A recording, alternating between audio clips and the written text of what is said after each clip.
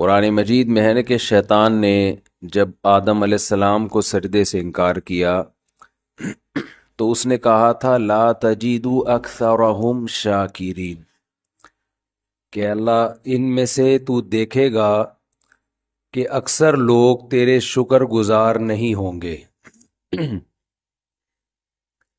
یعنی شیطان نے جس چیز کو فوکس کیا وہ یہ کہ ان کے دلوں میں ناشکری پیدا کرو، ناشکری، احسان فراموشی۔ اس سے ہمیں یہ پتہ چلتا ہے کہ جو لوگ احسان فراموش نہیں ہوتے وہ شیطان کے بہکاوے میں نہیں آتے۔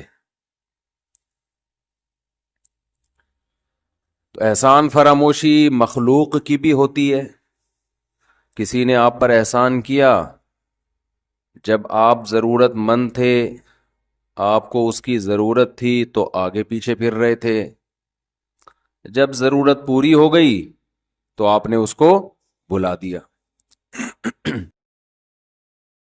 احسان فراموشی کی یہ والی قسم بھی مارکیٹ میں بہت زیادہ پائی جاتی ہے، اور احسان فراموشی کی ایک اور قسم ہے،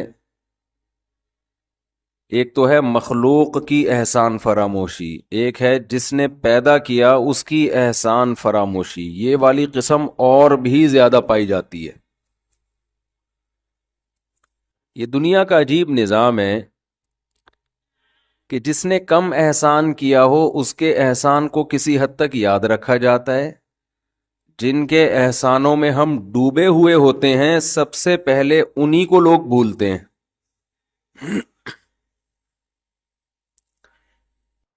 کسی نے آپ کا ذرا سا کوئی کام بنا دیا، آپ کی گاڑی خراب ہو گئی تھی، دھکا لگا دیا، وہ پھر بھی تھوڑا بہت یاد رہ جاتا ہے انسان۔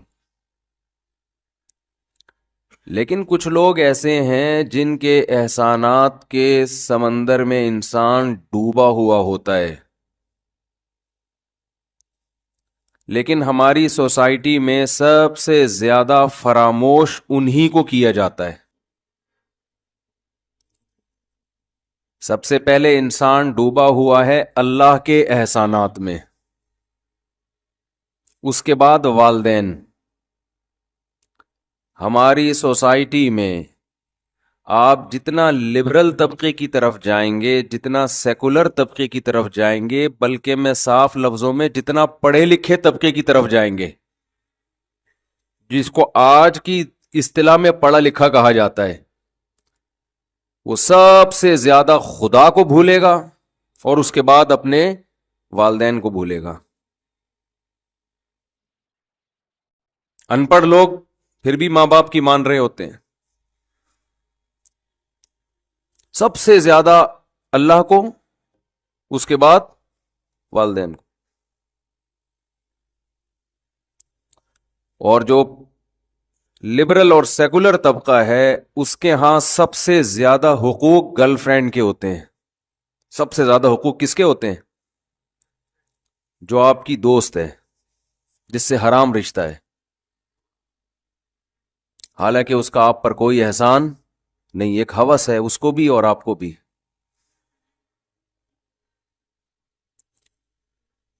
یہ ہے ہماری سوسائٹی میں جو مغربی دنیا سے خرابی آ رہی ہے نا، مغربی دنیا سے، یہ ہمارا اپنا نہیں ہے۔ یہ جو کلچر ہے اب جس طرف ہم جا رہے ہیں یہ ہمارا اپنا نہیں ہے، یہ امپورٹ ہو رہا ہے، باہر سے آ رہا ہے۔ ان ملکوں سے گھڑیاں بھی آ رہی ہیں، ان ملکوں سے موبائل بھی آ رہے ہیں، ان ملکوں سے گاڑیاں بھی آ رہی ہیں، تو ان ملکوں سے کلچر بھی آ رہا ہے۔ افسوس اس پر نہیں ہے کہ ان ملکوں سے یہ کلچر کیوں آ رہا ہے، افسوس اس پر ہے جیسے ان کی گاڑیوں کو ہم اچھا کہتے ہیں، ان کے موبائلوں کو ہم اچھا کہتے ہیں، ان کے اس بدترین کلچر کو بھی اچھا کہنا بولو شروع کر دیا۔ اتنا افسوس ہوتا ہے، اتنا افسوس ہوتا ہے کہ جب پتہ چلتا ہے جی یہ گرل فرینڈ بوائے فرینڈ تو اب معاشرے میں کوئی بری چیز رہی نہیں ہے۔ بھنگیوں والا کام، چماروں والا کام زانی تو بھنگی سے بدتر چیز ہے، بھنگی بھی اس سے اچھا ہے. انہو کان فاحشتن وساء سبیلا، قرآن کہہ رہا ہے انتہائی غلیظ اور گندا راستہ ہے اپنی خواہش کو پورا کرنے کا، گدھے گھوڑوں والا راستہ ہے. یہ کام گدھے گھوڑے کرتے ہیں کہ جس پہ دل آ گیا اپنی خواہش پوری کر لی. آج انسان کی پہچان اس کے ڈریسنگ سے، اس کی دولت سے اور اس کی دنیاوی کامیابی سے ہے. دنیا میں کوئی کامیاب ہو گیا، عزت مل گئی، شہرت مل گئی، پیسہ مل گیا، کامیاب ہے، اسی سے اس کی پہچان ہے.